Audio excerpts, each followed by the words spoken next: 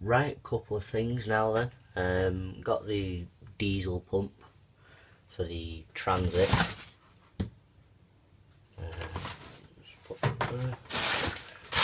there. Not a new one, second-hand one. Advertised as a working pump. You have to take the old one off first to match up the numbers for this pump. These pumps and engines are the same in most of the LDVs as well. Let me just check. Yeah, you can see. A lot of the LDV vans, not the old pilots or the, I forget what they're called, it's the new shape LDV van anyway, as I know, that run this style of pump, and you run that engine as well. Where's our second-hand working pump? I've bought IDS, it's just not turned up yet. It comes with a Delphi DS. Same tool as the Autocom, just in the Delphi case. Bought the IDS because it's a second unit.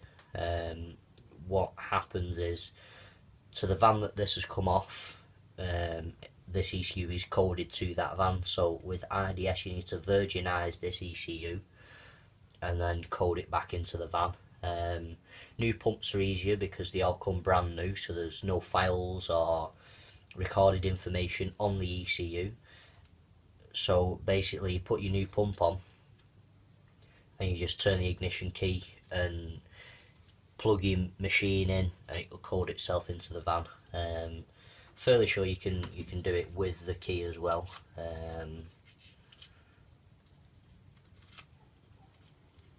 But it looks a decent second-hand pump, to be honest.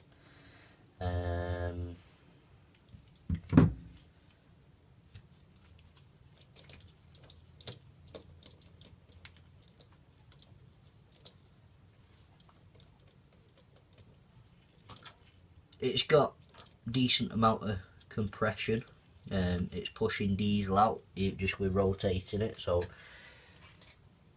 that to me means there's better compression than the other one, because there was none coming out of that.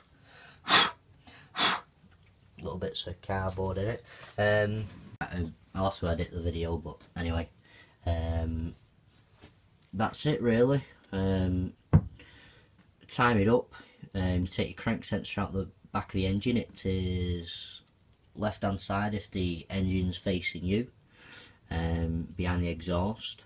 You've either got to get underneath it, or you can, if you've got skinny arms, you can get behind the exhaust, get your ratchet in, undo the bolt, take the crank sensor out, time it up. First you've got to take the front engine cover off, not the actual timing cover metal plate, but it's actually the fuel pump cover. You just get a screwdriver and a hammer and you knock it counterclockwise, or anti-clockwise should I say, lefty loosey righty tighty as they say. That comes off. You can put your yellow locking ring in position. Then you get your screwdriver and your hammer again and knock that round to lock it in position. You can use drill bits again to lock it in the 3 holes that are in the sprocket and that are in the yellow plastic locking ring. That will lock the sprocket, so then there's no need for you to take the full engine timing cover off the van and basically strip the whole front end down to do the job. No timing chain to come off, no guides, no tensioner. Just as long as it times up in place, because you have a tendency, these vans, to bring up fuel pump codes if the timing's out. So when I did this before I removed the pump, checked the timing and the timing was correct. To me it's pump really, PCM relay fault, and there was also a CAN bus fault. which I can only think it being that. It comes up as unknown error fault code or just unknown fault code, and that is a CAN bus fault code, and it's that ECU as far as I'm aware. That's about it really. I've got some more stuff to show you anyway, but I'll do that on another video. Keep this to the transit. Thanks for watching. Any questions, just ask and I will try my best to answer them as best as I can. Thanks for watching.